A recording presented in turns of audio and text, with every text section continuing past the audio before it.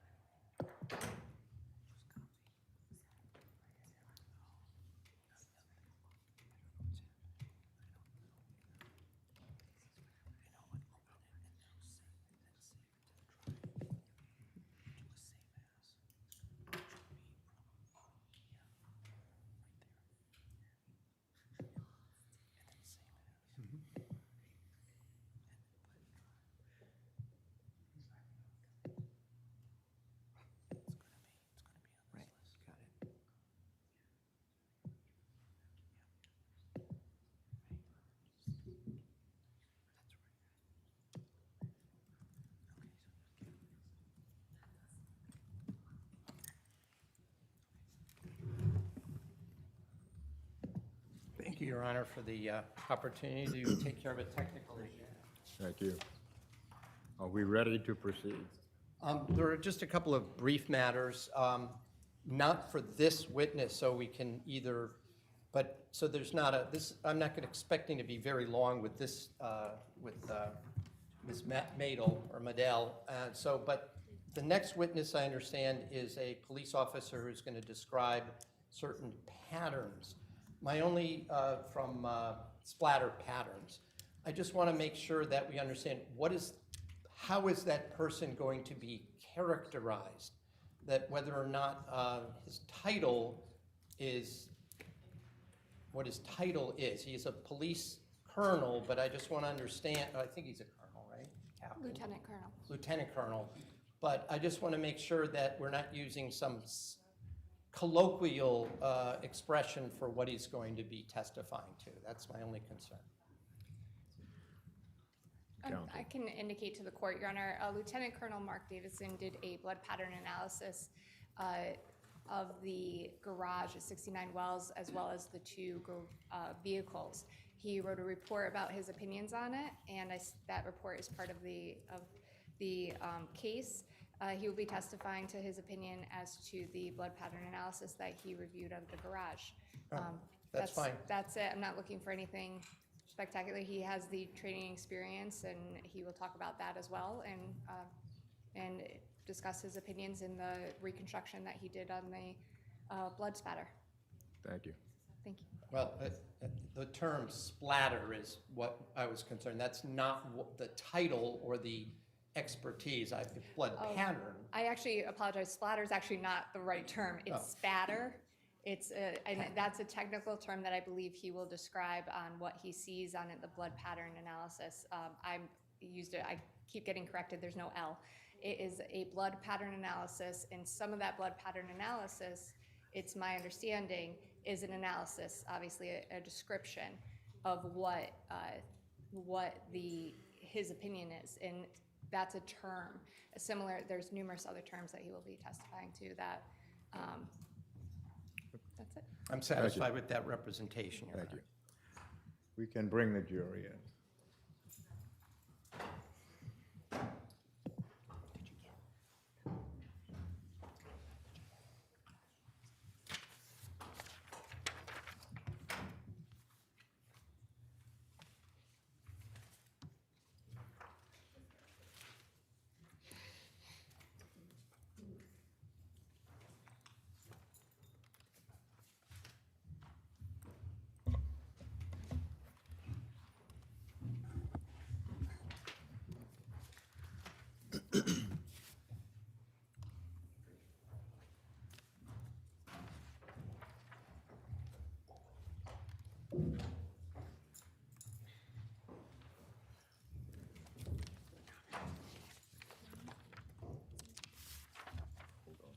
Would counsel stipulate to the presence of the jurors, please? Yes, Judge. Yes, Your Honor.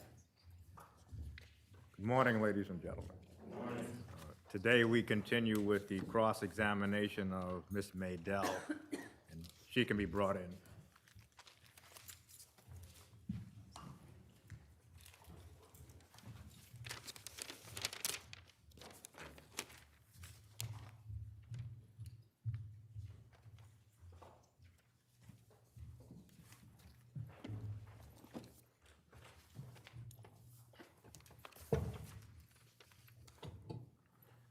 Well, before we proceed, the court just received a note.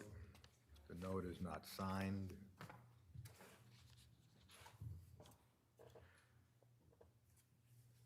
The court wants to discuss this with counsel. So we will ask that the jury be excused.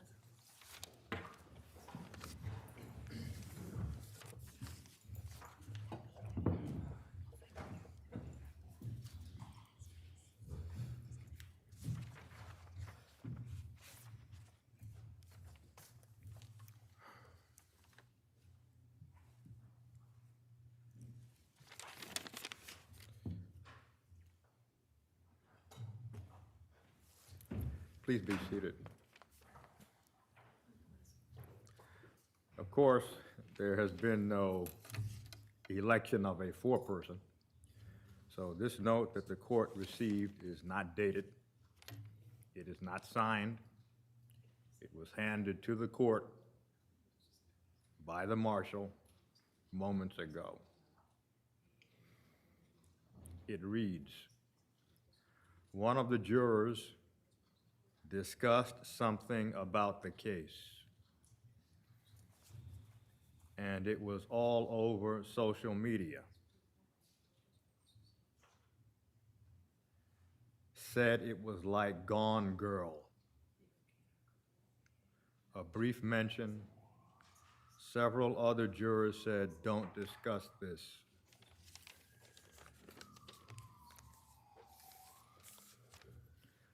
You can have this marked as a court exhibit. Now, the court did not read the name of the juror, which is on that note. What the court is going to have to do first is find out who wrote the note. Your Honor, I apologize. Should Ms. Maydell be excused for this? Yes.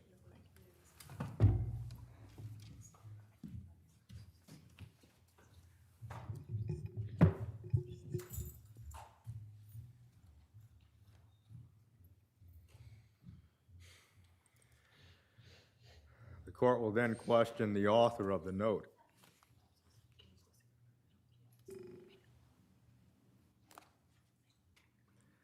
And also inquire as to other matters concerning the note. note does not indicate when these matters were discussed. That is, on what day they were discussed, and when other jurors responded.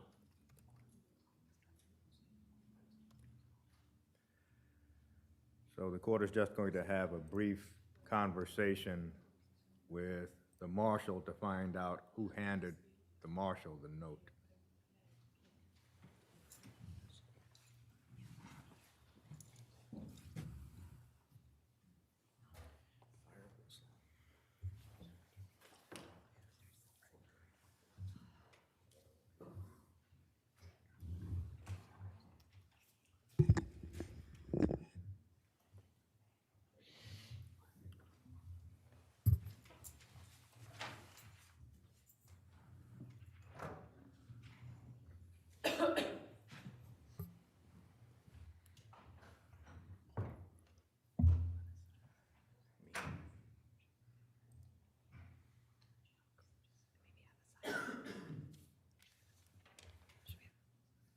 Judge, may we just have a brief sidebar?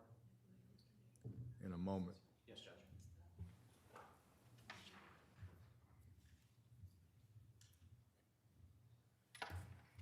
The court simply asked the marshal to give me the name of the individual who gave her the note.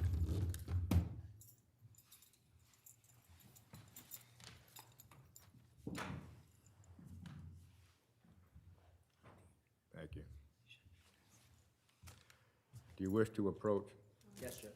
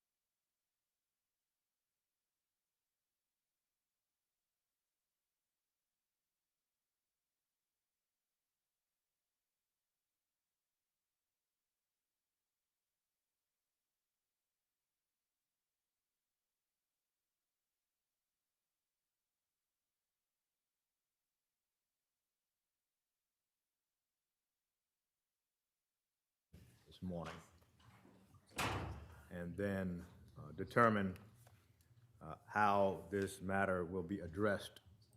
So we are going to stand in a recess. All rise. This honorable Superior Court now stands in recess. Please exit the courtroom.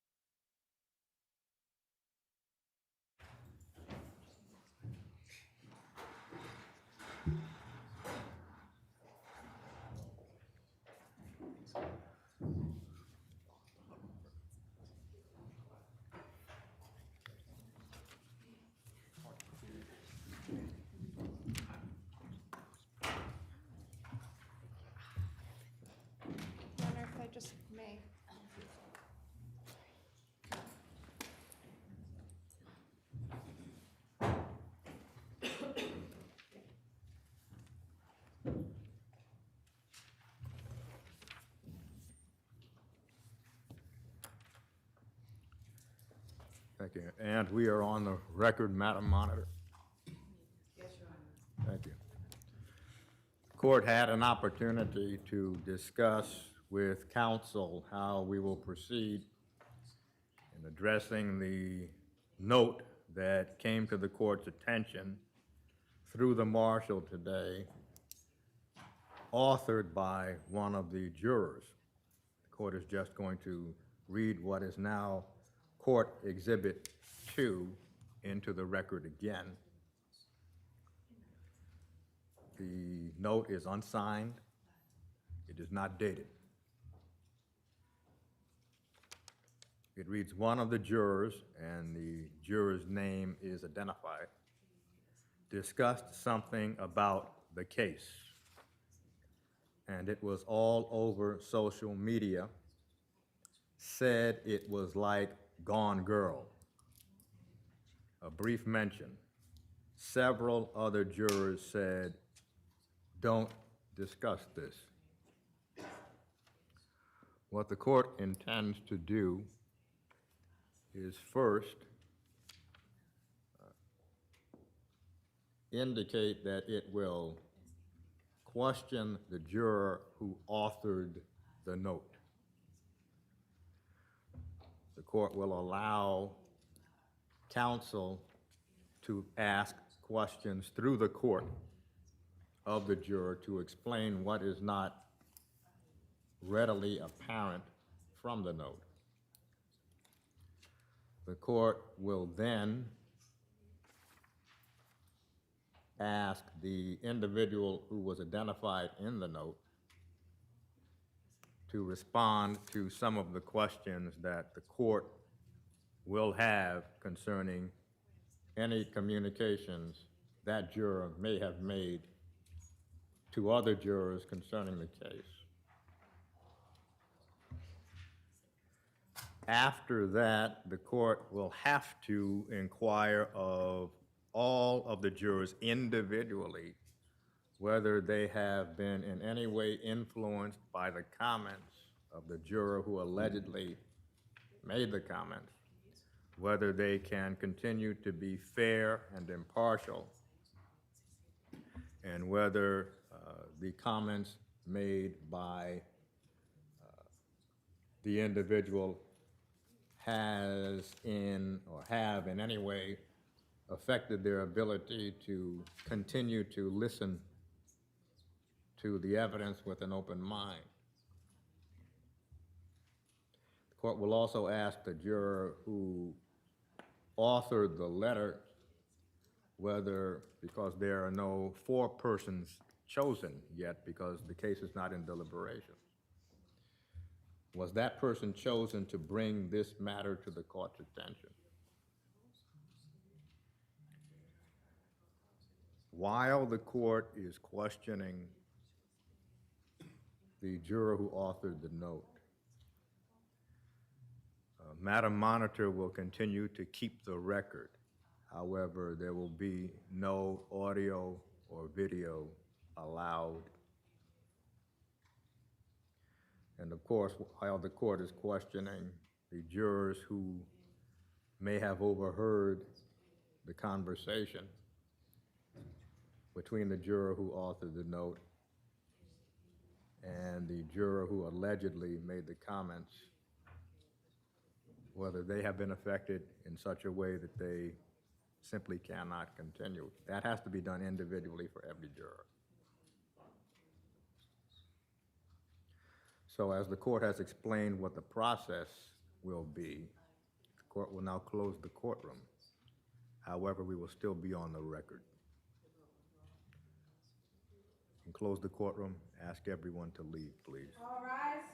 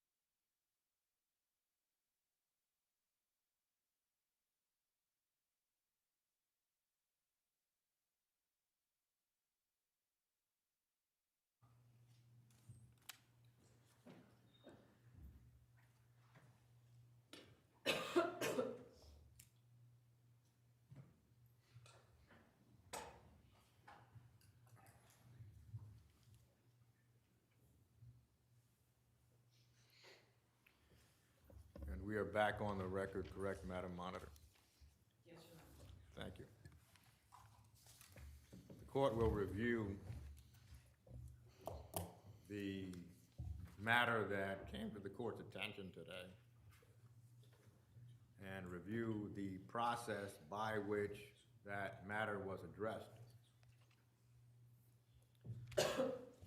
Again, this morning, the marshal handed to the court a note from one of the jurors. The note read, one of the jurors, and that juror is identified in the note, discussed something about the case, and it was all over social media, said it was like Gone Girl. A brief mention. Several other jurors said, don't discuss this. Now that note is now a court exhibit number 2. The court took the opportunity to discuss with counsel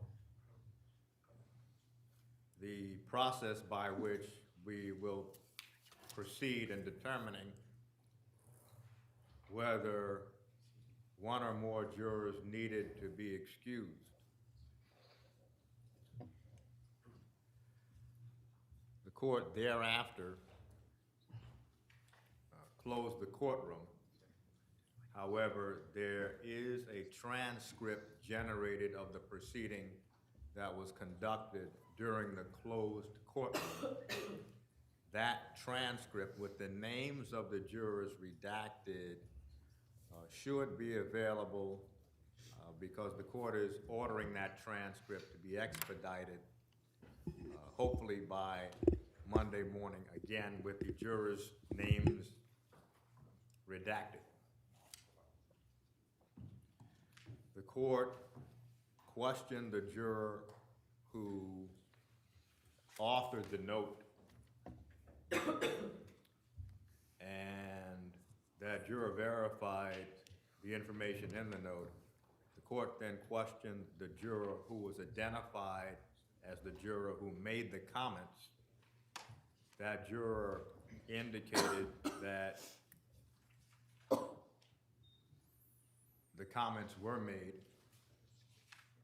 The court indicated to that juror, juror number 186, that the reference made to Gone Girl and the fact that the case has received extensive social media attention may have influenced other jurors to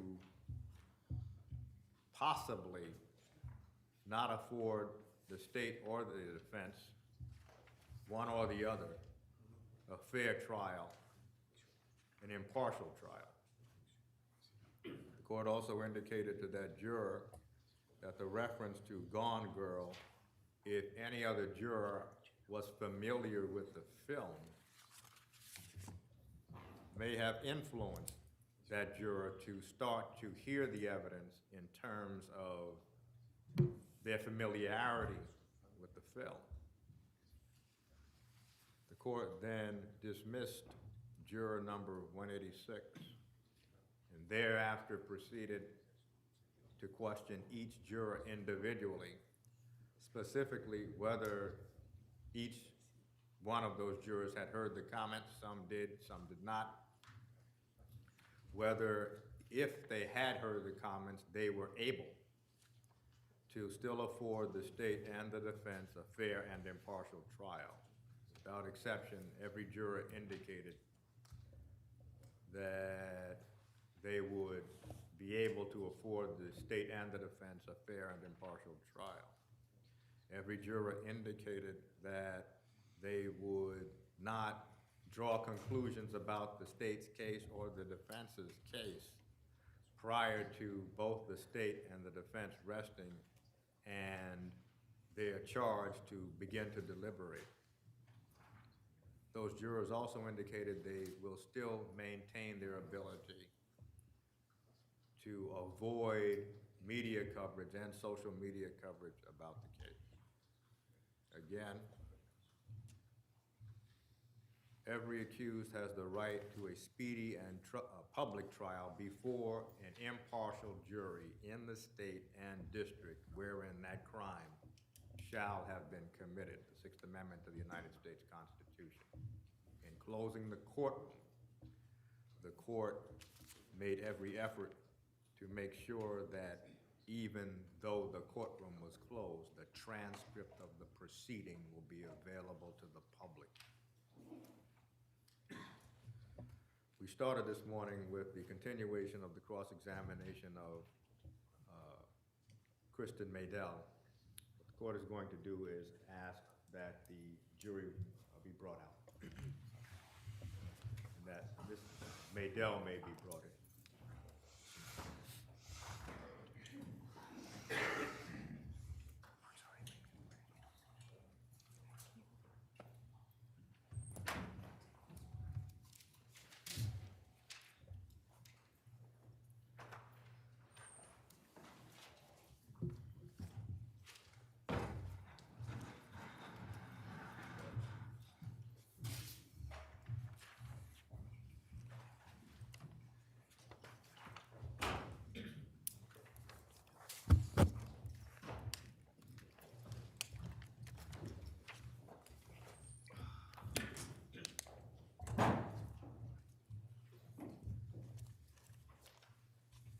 You may be seated, Ms. Maydell.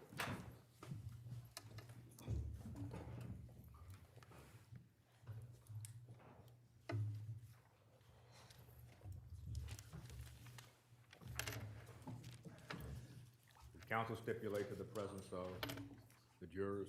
Yes, Your Honor. Ladies and gentlemen, we continue with the cross-examination of Ms. Maydell by the defense.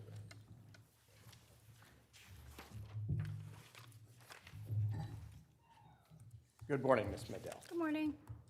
So there were a lot of different exhibits that you were shown, and you went through there were multiple reports that you prepared, is that right? Yes. And you actually were given different samples at different times and compared them to reports and deconvolutions that already had been done previously, right? Yes. And I think you said, correct me if I'm wrong, you didn't go back and start from scratch each time you were asked to compare another sample with your earlier work. Am I correct about that? Well, it depends on the sample. I might have had to do a new decon if I DNR'd the first one to do a new comparison. And the first reports you did were on June 1st, 2019, is that right? Around that date, yes. You were asked at that point to examine certain materials and swabs and other things early on in this case while it was still in an early development state, correct? Yes. One of the things you were asked to do early on is to determine whether or not there was any DNA in certain parts of the Suburban, right?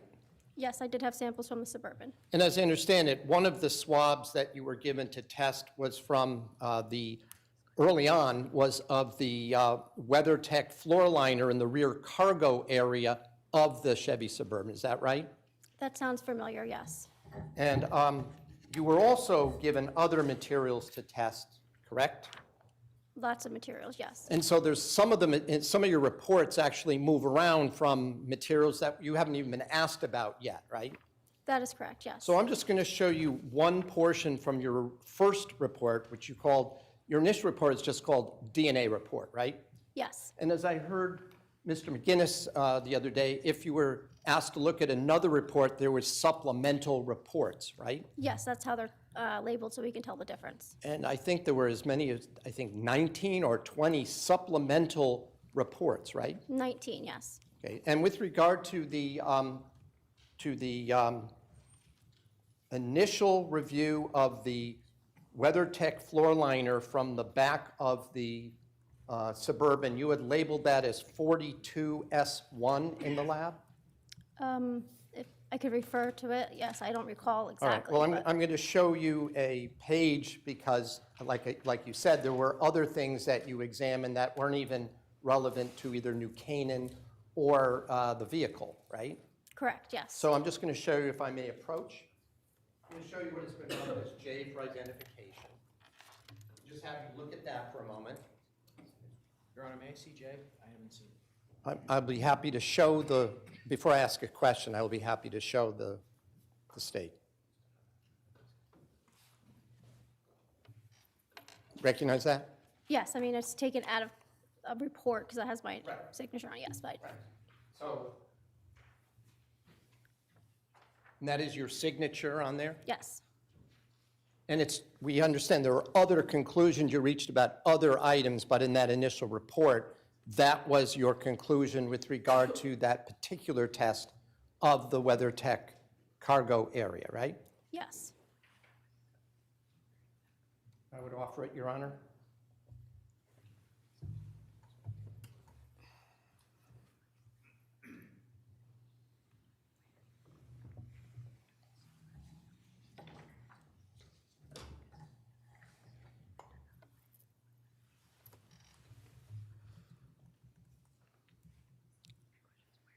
Well, Judge, I'm going to object, actually, because this is outside the scope of direct at this point, and frankly, I don't think that if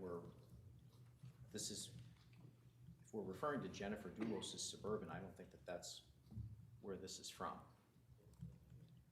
In other words, the exhibit doesn't reflect the sample taken from the Suburban. Is that the state's contention? There's two Suburbans, Judge. We haven't gotten there yet in the case, and this is not from the Suburban that's referenced in the questions.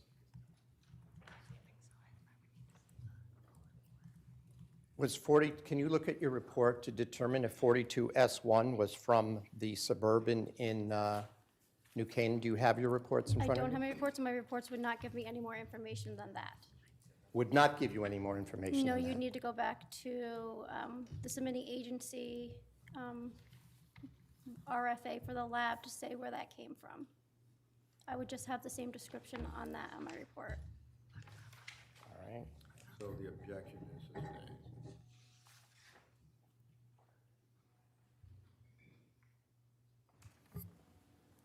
Didn't you yesterday testify specifically as to 42S1 as being one of those samples that you tested?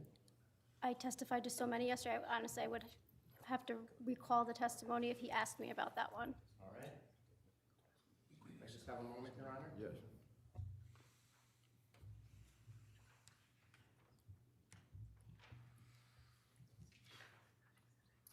I'm going to show you what has been marked as Exhibit 19 for identification and ask whether or not, if you look at the second page, whether that refreshes your recollection as to whether or not that was one of the items that was discussed with you yesterday. Judge, I'm going to object. We did not discuss this item yesterday. Well, the representation is that the state did not introduce that yesterday.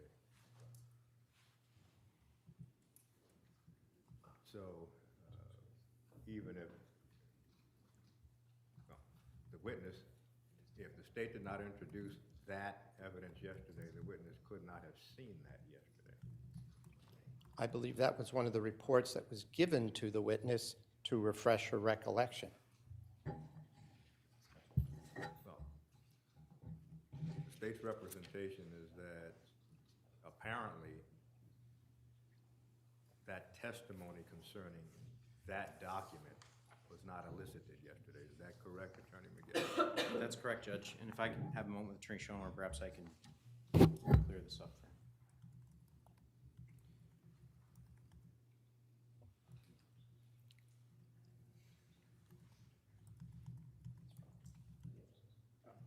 I'm going to move on, Your Honor. Thank you.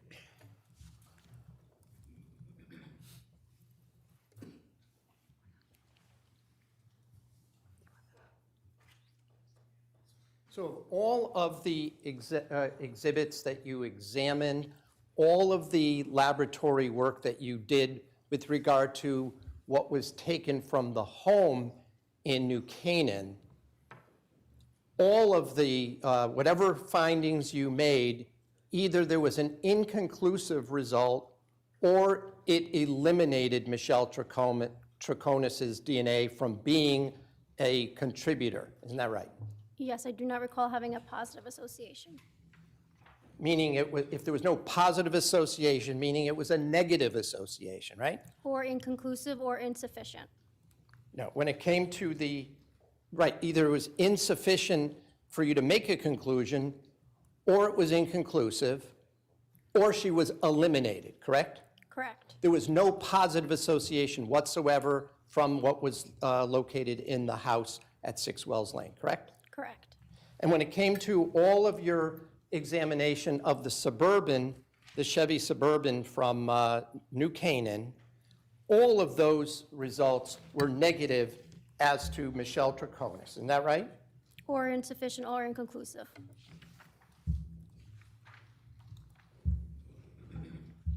Now, I just want to ask you a couple of questions to understand a little bit about transfer DNA. We got into that a little bit yesterday.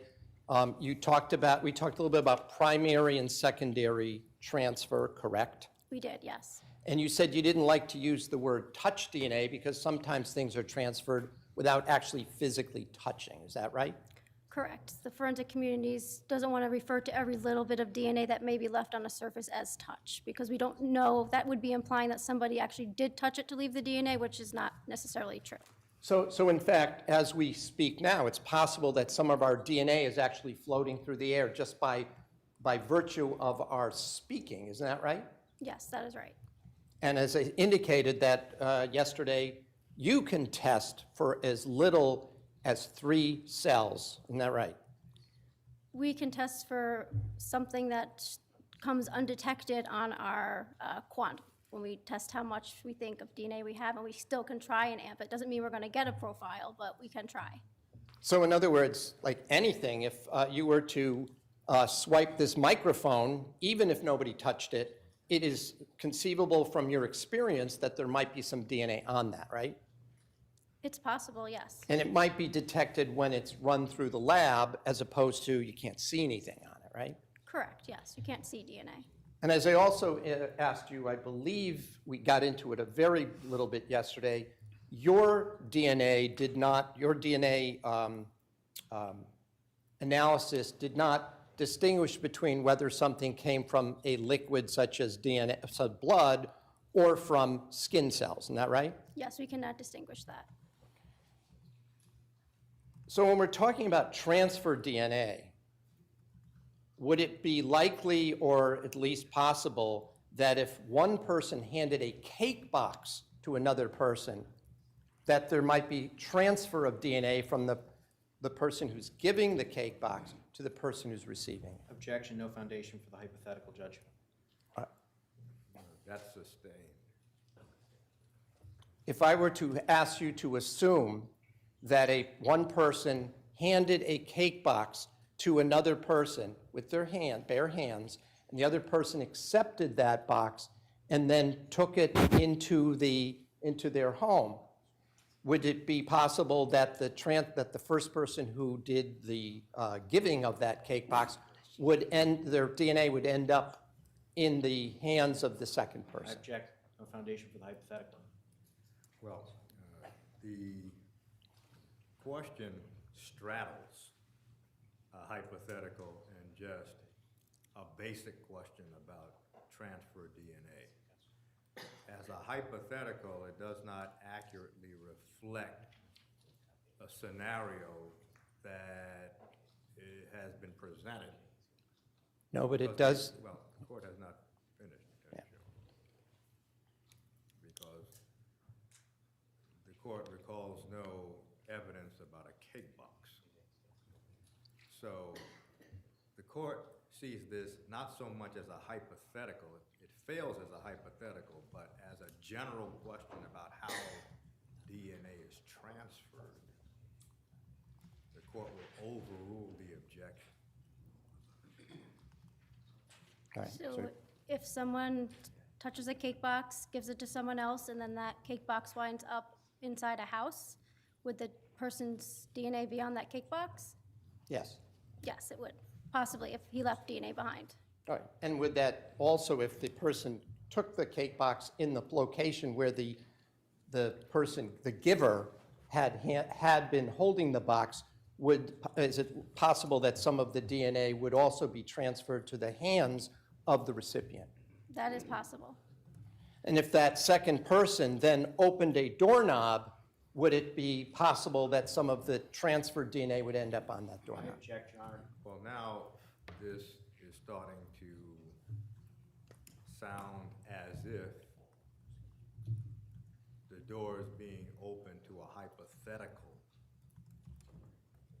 which has not been sufficiently articulated, so the objection is sustained. Well, I will submit, Your Honor, that this is a factual, there will be this testimony. The fact that this witness is called before that testimony is elicited would not require, if I'm phrasing it as a hypothetical, and I'm representing there will be this testimony will come at a later date regarding this. Well, the hypothetical would have to begin this way. Assume certain facts. All right. And those facts already should have been introduced. From the assumption of the certain facts, you may add another fact, but those facts can't come down from the heavens as a hypothetical when none of the facts have been introduced. So sustained. Would you also assume, for purposes of my hypothetical, that a person hands a piece of Easter Bunny chocolate, breaks it off, and hands it to the second person, and that person then puts it in their mouth? Would there be a possible, I'm not finished with my question.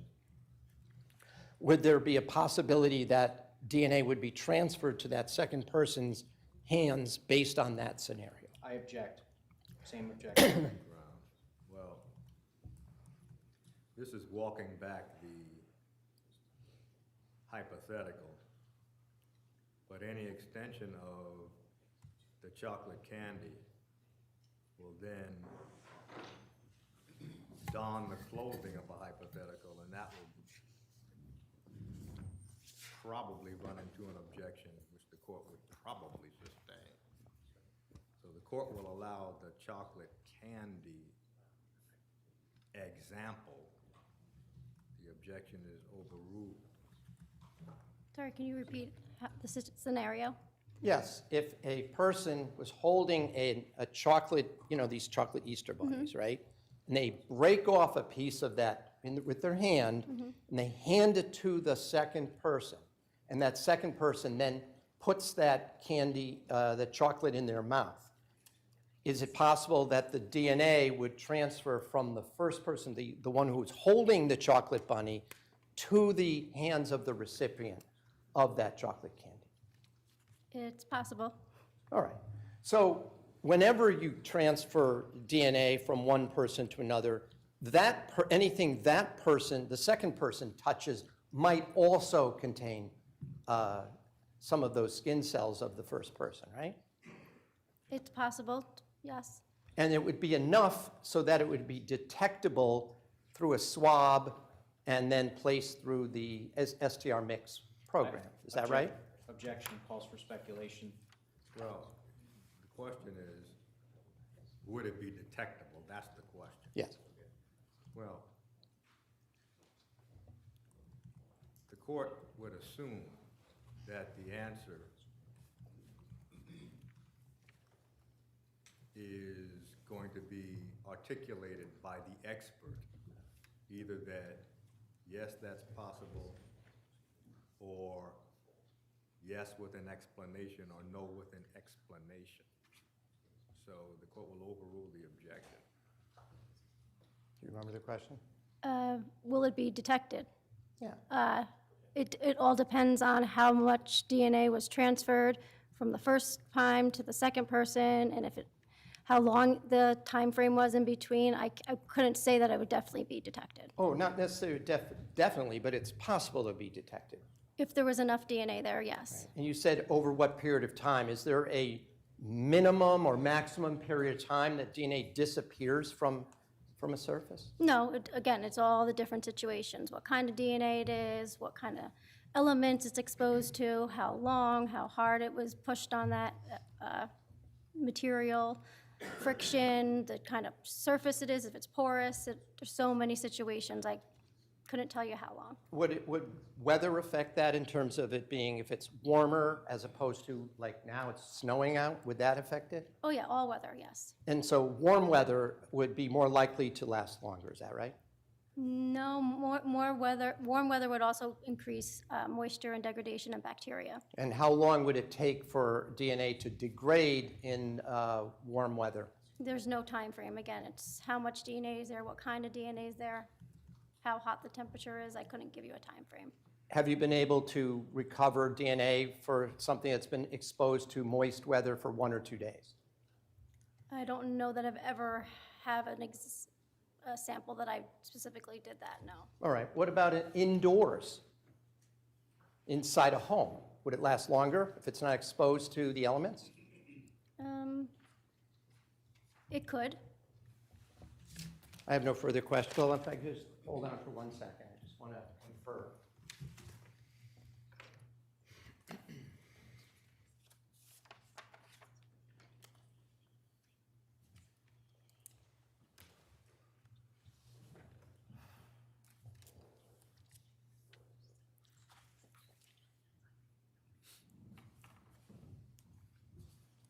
So I just want to be clear that when you did your testing, some of you testified that some of the swabs were in fact where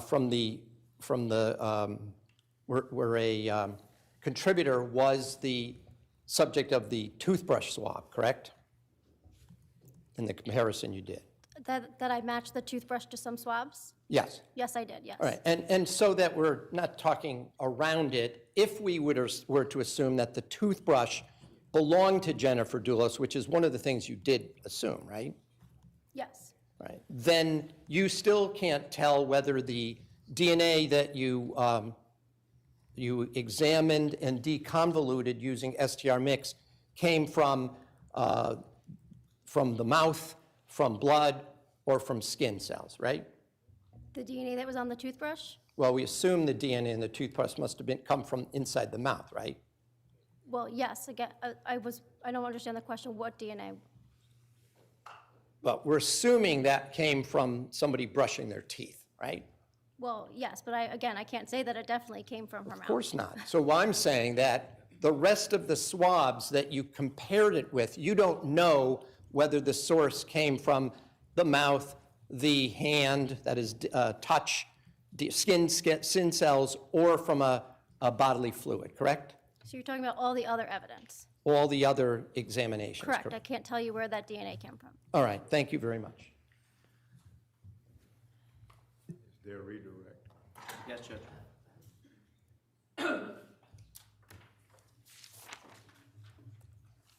Good afternoon. Good afternoon. Ms. Maydell, yesterday you were asked a series of questions about whether or not the swabbings which were submitted to the Division of Scientific Services were subsequently tested for confirmatory blood. Do you recall those questions? I do, yes. Are there certain protocols that the laboratory has with respect to whether or not they're going to be testing for confirmatory blood? Yes, there's a typical protocol where typically confirmatory testing for blood is done when it's a homicide case. These samples came in as a missing persons case, and a lot of them had the screening test for KM already done. So we don't repeat a test that's already been done by somebody that we do. So that's why we did not perform the KM testing again. And then also, we don't want to Your Honor, I'm going to object because she had testified yesterday, this was outside her area, that she just is aware that someone else does it. So for her to be the one to explain it, she's the wrong witness for that. She was limited to DNA. Well, she's not talking about DNA. She's talking about lab process. And she's been at the lab for 20 years and is a supervisor.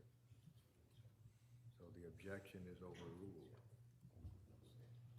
I think I left off that we also don't want to do extra screening testing or confirmatory testing if we have limited samples. So we really want to make sure that we're processing as much of that swab for the actual DNA test and not use some on a confirmatory or a screening test. And so, as I understand your testimony, when a confirmatory test is done, more of the sample has to be used for that particular test, is that correct? Objection leading. Well, because of the technical nature of the testimony, the court is going to allow some leeway on leading questions because, quite frankly, at times, counsel is making sure through the leading question that he or she understands the technology themselves. Overruled. You may answer the question. Yes, so if we were to go do another either KM or confirmatory test, we would have to take a cutting of that swab, which would then reduce the size sample that went to DNA. Thank you, I have nothing additional. Just very briefly, you already testified that you would not, that some of the testing that was done was confirmed as blood, correct? No. Nothing? We did screening testing for blood. We didn't do confirmatory. All right, In and the you- stuff we talked about yesterday. All right, so if we were, again, if some of the screening was done, someone confirmed that it in fact was blood for some of these swabs, right? Not that I'm aware of. We just did screening. All right, but you testified yesterday that you would never come into a courtroom and testify that a presumptive test was sufficiently scientifically reliable for you to swear that it was blood, right? I object outside the scope. Well, the testimony yesterday, the first question addressed whether or not there was confirmatory testing. The second question addressed what was testified to yesterday concerning this witness testifying that she would never come into a courtroom and say that a certain substance was blood just based on a screening. So that testimony went in yesterday. The court would allow it, overruled. Yes, I testified yesterday that I would never testify to a screening test being confirmatory for blood, and I'm not saying I'm doing that now. You just use it as, you would agree that KM, which I think you just talked about, you call that a screening, it's a presumptive test, We right? call it a screening test, yes. All right, and that's so that you avoid the necessity of having to prove that something is blood or not blood, right? No, we don't necessarily not want to prove that it's blood. We just want to see if something possibly can be blood, so then we pass it on for DNA testing. So if, you would agree with me that at least blood, if you were able to retrieve it, would have DNA, right? Yes. But an object, just because it tests positive presumptively for KM, would not necessarily mean that the DNA came from blood. That's my point. Yes, that's correct. All right, thank you. I have no further questions. I have nothing, Judge. Maydell, thank you. Michelle.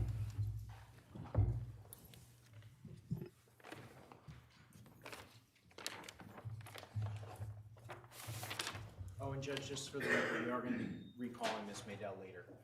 Thank you. Your Honor, the state would call Mark Davison, or I'm sorry, Davison.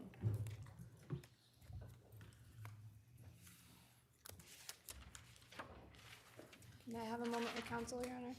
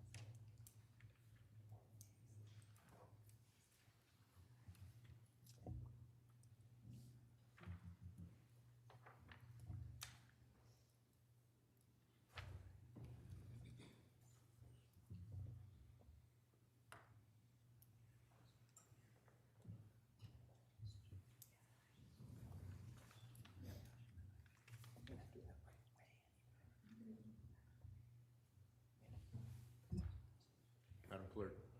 You could please raise your right hand. Do you solemnly swear or solemnly and sincerely affirm, as the case may be, that the evidence you shall give concerning this case shall be the truth, the whole truth, and nothing but the truth, so help you God or upon penalty of perjury? Yes, ma'am. Can you please state your name and spell it for the record? Mark Davison, MarkDavison. And your affiliation? Connecticut State Police. Thank you.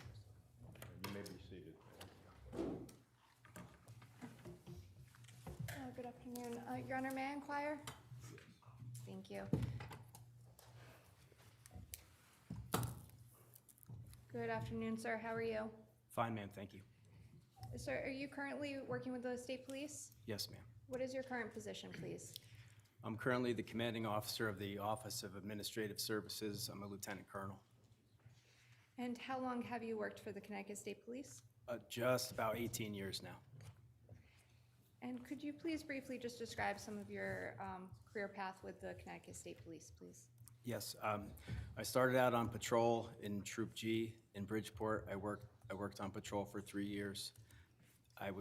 Took a test for the Major Crime Squad. I spent 9 years with the Western District Major Crime Squad, primarily a little time as a street detective, 2 years as a crime scene detective. I was promoted to sergeant during that time period. I supervised the criminal investigative unit up at Troop L in Litchfield, and then I was the supervisor of the crime scene van for the next approximately 5 years. Subsequent to that, I was promoted to lieutenant.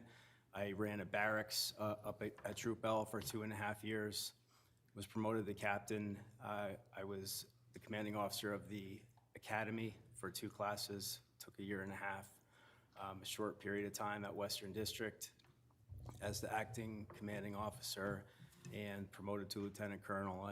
And I've been up at headquarters for the last 1.5 years. And briefly, could you describe some of your educational background? I have a Bachelor of Science degree in engineering from the United States Naval Academy and a Master of Forensic Science from the University of New Haven.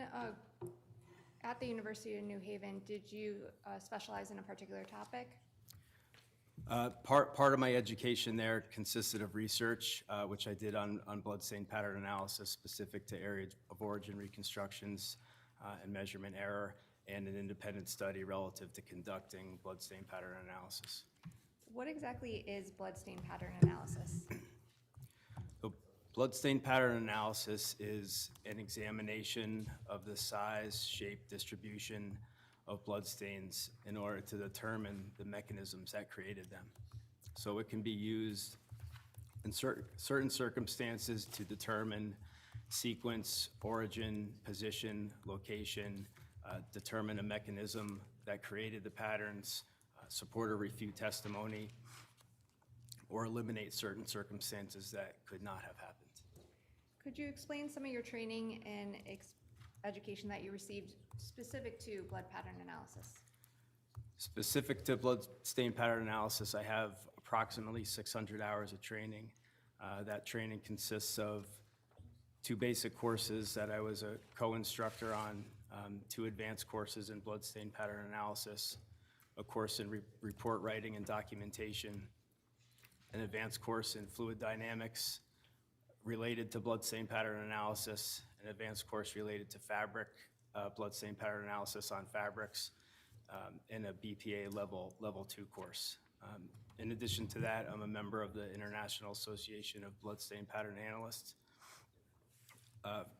Since 2014, I've attended the last 9 training conferences, which are 4-day conferences related to blood stain analysis and other topics. In addition to that, I have in totality 1,250 hours of training relative to death investigation and crime scene investigation. That includes my blood stain training. And with respect to teachings, have you held any teaching positions?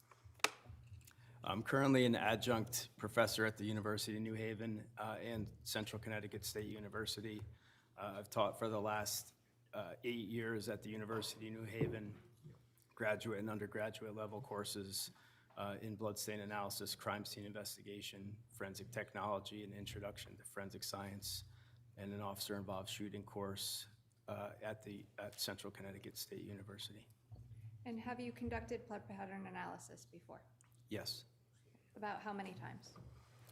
I've worked on or consulted on approximately 42 cases relative to bloodstain pattern analysis. My experience relative to bloodstain cases is approximately 130 cases. I've written or peer-reviewed reports on bloodstain pattern analysis approximately 25 times. And was this in your capacity as a Connecticut State Police Trooper? Yes, ma'am. And have you testified concerning your results before? Yes, About how many times? 4 times. Have you testified or consulted for the defense before? I have consulted with defense before. Okay, and just where was that? A case out of Michigan. In May of 2019, were you asked to respond to 69 Wells Lane in New Canaan? Yes, ma'am. Who made that request of you? That was Detective Riley from Western District. Do you recall what day that call came in? The 25th of May, 2019. What did you do? I responded to the scene approximately 1,300 hours. It's 1 o'clock. Met with the crime scene unit, got a brief from Detective Riley and the team relative to the case they were working on and the specifics that they were asking that I do, which was to examine bloodstains that were located in the garage and on a vehicle that was within the garage at 69 Wells. And how did you use a blood, can I just call it BPA? Is that okay? If I just say BPA, bloodstain pattern analysis? Fine with me, ma'am. Okay. How did you use BPA in evaluating the garage that day? Relative to the garage in terms of the stains that were located there, a portion of them lent themselves to a reconstruction to determine essentially an origin or an area where a blood source originated from. In addition to that, bloodstains on the vehicle also lent themselves to a partial reconstruction relative to the origin of those stains. So in addition to that, I documented bloodstains that were located within the garage on that vehicle, and then on a Suburban, another vehicle that was part of that case. Did you conduct your analysis or reconstruction that day on the 25th? In terms of documentation, yes, the reconstruction piece was done on the 27th of May. Why a different day? At that time, the crime scene unit had been at that scene since the early morning hours of the 25th, so they worked through the night. By the time we cleared on the 25th was approximately 5:30 p.m., so they had been up all night and all day. So the decision was made to return on the 27th in order to continue processing, to put them back on a sleep cycle that was conducive to efficiency and work. Did you return to 69 Wells on 5/27? Yes, ma'am. And who was with you when you returned? At the scene that day were detectives Riley, Pierston, LaPriori, Hazen, Keppel, Downs, McGavin, and Clabby. And Jamie Pearson, what was her role? Detective Pearson had been assigned to do the sketch map of the scene. Does the sketch map assist you in your analysis? Some of the measurements do, or assistance with the measurements that I need to take are part of that process, yes. Now, did you write a report of your analysis or your findings? Yes, ma'am. And did you review any documentation prior to, actually, strike that if I may, just have one moment. Did you personally examine, or what did you personally examine prior to writing your report? Your Honor, I'd just like to have before the answer, if I could just have a Yes, if I comment. can, Your Honor, I just want to.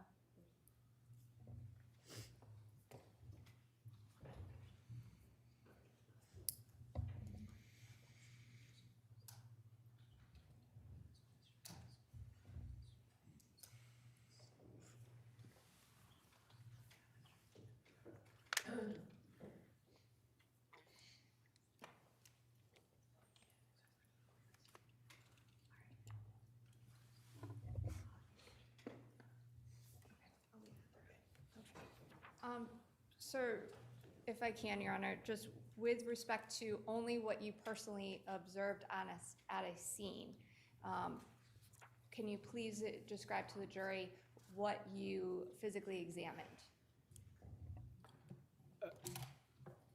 I'm sorry, it's a really bad question. Let me put it this way. When you're at 69 Wells Lane on 527, what did you look at? I looked at the interior of the garage, the Range Rover that was in the garage. Now, did you also look at a Chevy Suburban? Yes, ma'am. Where were you when you looked at this Chevy Suburban? At the New Canaan Police Department on the 27th. And with respect to the Range Rover that was in the garage, did you examine that? Yes, ma'am. Okay. And where were you when you examined that? At the 69 Wells. And did you review photographs that were perhaps made by other people involved in this case in your analysis? Yes. And based on your findings in your review of that documentation, did you write a report? Yes. If I may, Your Honor. Yes.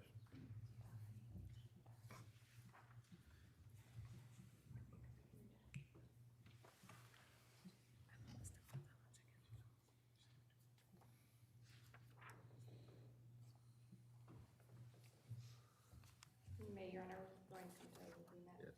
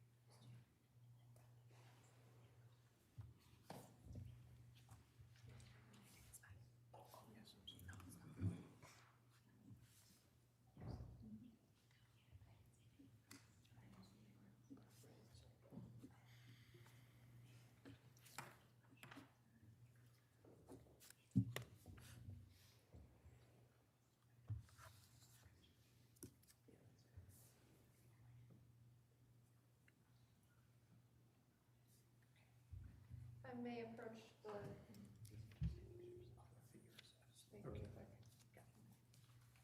If I may, Your Honor. Yes.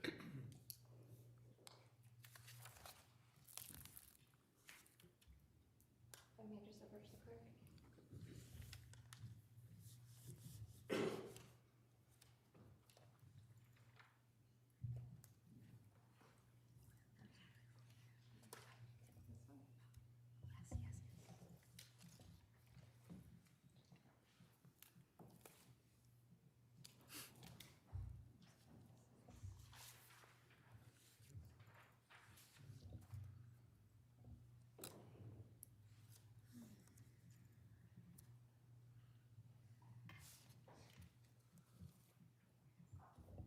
May I approach the witness here? Yes. Sir, I'm going to show you what's been marked as States 30. Do you recognize that document? If I may, please don't read from it at this time. If you can, I can just ask you some questions about it. If you can, read from it, not out loud. Do you recognize that document, sir? Yes, ma'am. And with respect to, if I may just approach briefly, Your Honor. Yes. With respect to the title, if I may, if it's okay, if I can direct your attention to this particular area. What is the title of your report, please? About that. Bloodstain pattern analysis. Thank you. Now, Your Honor, the state will be filing a corrected version of that. I'm offering it as for it in its entirety today. However, there are 2 lines that just need to be redacted for agreement with counsel. I am giving it to counsel for the witness now for use for the testimony to avoid wasting time. I would offer it in its redacted form. I would leave that as ID for now. As long as I see that copy, then I have no problem with the procedure that the state is Thank you. proposing. What's the number? 30? States 30 will be admitted as a full exhibit, subject to the redactions. Thank you, Your Honor. And if I could just, I have not spoken to the witness regarding those redactions, so if I could just have some leeway with leading him through that when it comes to that part. Thank you. Sir, is that a copy of your report? Yes. Thank you. And specifically on the last page, sir, if you can go to that last page, did you add a supplement to that report as well? I did. Okay, and is that your supplement on that report as well? Yes. Okay. Could I have a moment with counsel? Mm-hmm.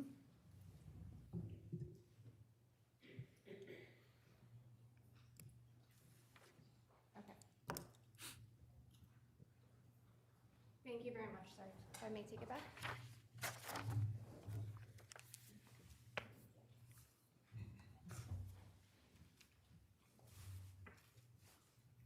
With respect to the analysis that you completed for 69 Wells, sir, I actually just have a couple of questions with you. With respect to a blood BPA, if you will, are there different types of, well, I'll withdraw that. What's an altered stain? An altered stain is a blood stain with characteristics that indicate a physical change has occurred to it after deposition. And are there different types of altered stains? There are a few different types, yes. What are some types of altered stains? A type of altered stain is by definition and title called a wipe. So a wipe is an altered stain with characteristics that indicate a change has occurred to it, meaning that an object has moved through blood that has been deposited on the surface. And that's called a wipe? It's a wipe. Okay. Is there another type of altered stain? Another altered stain is a perimeter stain, which is a blood stain that consists of just its edge characteristics. The central part either having been wholly or partially removed.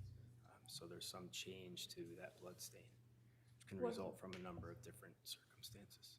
What about a swipe? A swipe is a blood stain that results from contact between a blood-bearing surface and another surface with indications of relative motion between the surfaces. And a transfer stain? A transfer stain is a blood stain that results from the transfer of blood between surfaces. Now, you had an opportunity to personally review the garage at 69 Wells, correct? Yes, ma'am. Okay. And were you aware of the grid pattern sketch map that Sergeant Pearson put together? Yes. Okay. And have you examined that and reviewed that as part of your analysis and report writing? Yes. With respect to areas A, B, and C, do you recall that that's on the I guess, left side of the garage? Left side of the garage. In that area, A, B, and C, did you find any altered stains? Yes, in areas A and B. At this time, Your Honor, state would offer states 31. I'm not sure if there's an objection. Is that the disc? Yes. No objection. Okay. States 31 will be admitted as a full exhibit. Thank you. Sir, I'm going to ask you to draw your attention to the screen behind you. May I just inquire of the court and the parties if other TVs are on?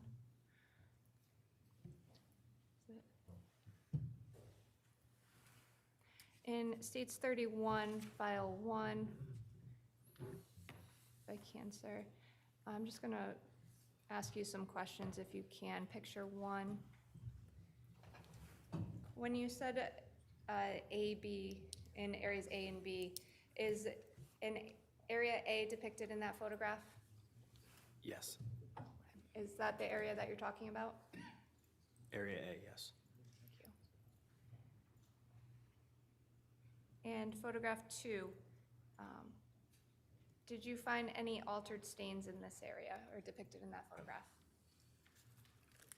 There were altered stains or swipes located in the left portion of Area A as we're looking at this picture, left central for the record.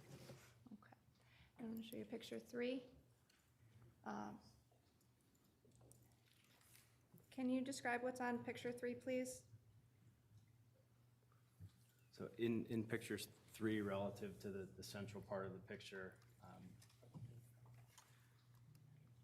the red portion of the stain that is on the surface, this blood-like stain, is characteristic of a swipe mark, which the characteristics there are relevant to movement between the blood source and the surface, striations within the stain, sometimes diminished volume, and sometimes an edge, a trailing or leading edge that is feathered in some way.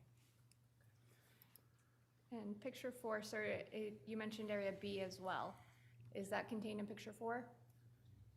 Yes, Thank you. And picture 5, what is that a picture of, sir? this is a closer up picture of the central, let's say central southern portion of area B.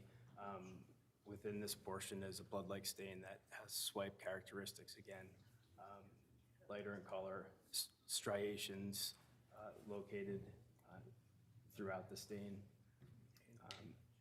and some other movement relative to the floor of the garage in the center right-hand portion of the picture. Would you mind, sir, Your Honor, may I ask him to go up to the screen, please, and point out to what he's talking about? And I'm going to scroll into this as I can. Can you just explain and perhaps point out on the photograph what you're talking about when you say? You can go to the screen, thank you.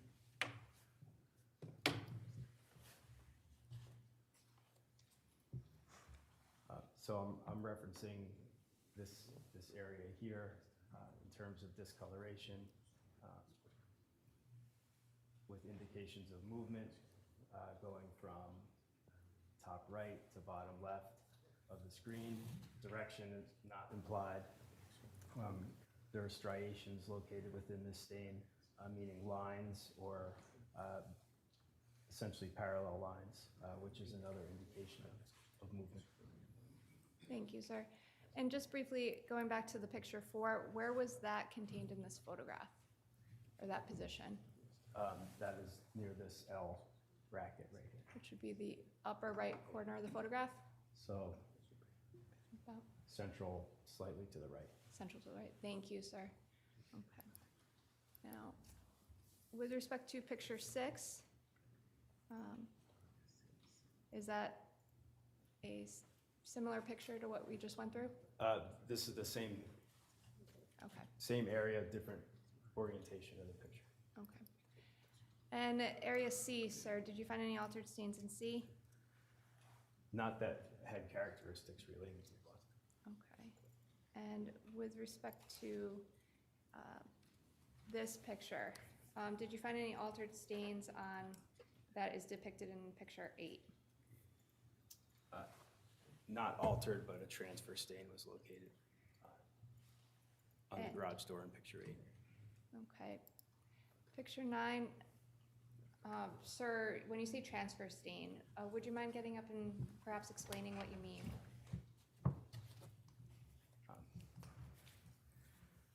This is a closer up picture of the second panel of the garage door on the left-hand side from the photograph we just looked at. There's a light reddish discoloration here and here. Within this stain, there's no indications of movement on that surface, which would be a transfer characteristic. In other words, a bloodstained surface contacted this area and then was removed. This top stain has slight characteristics of a swipe mark, particularly the top right portion of this picture has a feathered edge, which is some indication of movement relative to this stain here. Thank you, sir. Now, with respect to area G, did you also examine that area? Yes, ma'am. Okay. And did you examine area G when the Range Rover was in the garage? Yes. Okay, did you ever examine area G when the Range Rover was removed? No. Okay, did you review the area G with the Range Rover removed through any photographs or any other documentation done by other officers? Yes. And what was that documentation, by the way? That was photographs. Okay. Now, in area G, did you find any altered stains? Yes, there was an altered swipe stain in area G. Okay. What is a spatter stain? A spatter stain is a blood stain that results from an airborne blood droplet that is created when external force is applied to liquid blood. So while that definition tells you what it is, kind of through analysis here, we analyze or characterize or classify based on characteristics. So a spatter stain typically is circular or elliptical in shape, and usually smaller, but it doesn't have to be small. And do you utilize spatter stains in your analysis or your reconstruction? There were spatter stains in the scene, so I did utilize them. Okay. With respect to area G, actually, if you take a look, this is file 2 on states 31, picture 1. I'm going to draw your attention and scroll up a little, sir. Do you see down here with the pink arrow with the white marker and my cursor's on? What is that? So that's an altered stain that contains wipes and swipes in area G. It's approximately adjacent to the rear left rear passenger door of the Land Could you Rover. just go up and explain, or maybe show where the wipe and where swipe is, and maybe just explain a little bit about what the difference is? So just within this pattern, we see a darker area here. There's some longitudinal lines running, let's say left to right across this picture. Then we have indications of movement running top to bottom on this picture. A solid blood stain here that tapers off. Stains here that have essentially a void in them, which just indicates movement up and down and then back and forth, essentially here relative to this picture. There's also some diagonal striations or indications of movement from the top left to the bottom right, not implying direction of which it's moving, just for reference for the picture. Sometimes, at least in literature, this may be called a smear, where there's multiple direction alteration to a blood stain. Thank you, sir. And what about drip stains?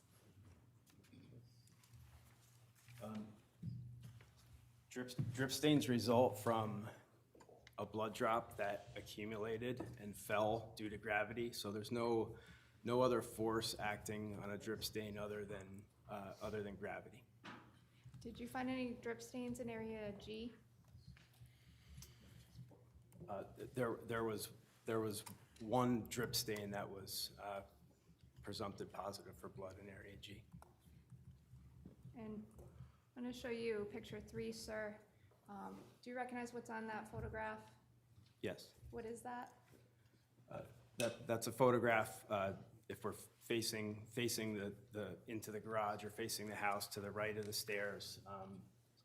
There are four circular stains there, characteristic of drips on the concrete to the right of the stairs as we're looking at the picture.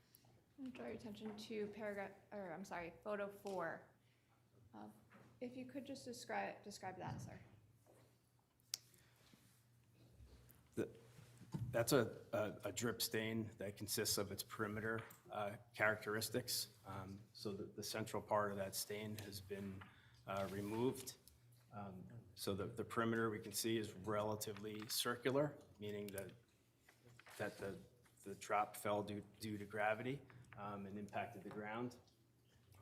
The size of that drop in this is approximately 8 to 10 millimeters, which is average size for a drip stain. But in this case, we just have essentially a perimeter stain where the central part has been removed. How does a perimeter stain happen?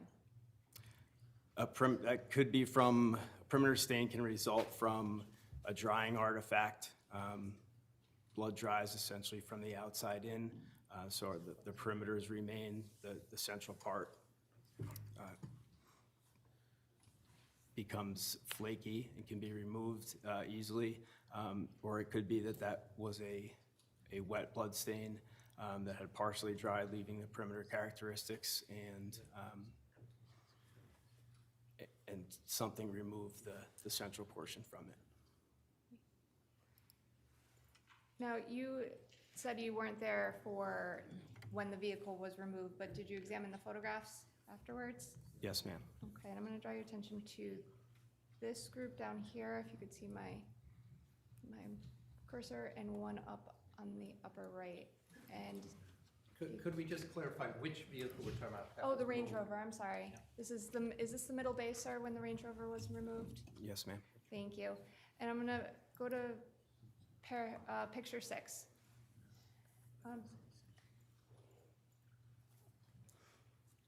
And did you examine this photograph, sir, as Yeah. part of your analysis? Yes, ma'am. Okay, could you describe what these markings are?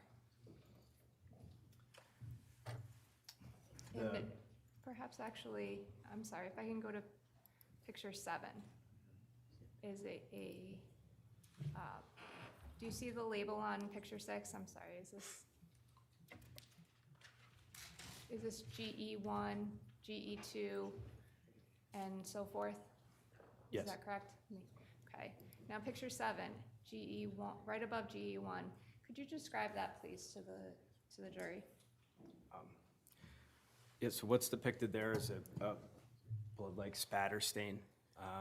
The characteristic of the stain, we can see it has an elliptical shape. This stain is very long and thin, so it has a long axis and a short width. We can also observe in this stain that, Your Honor, is it okay? It's better if you approach the screen. Okay. Explain it. Thank you. Thank you.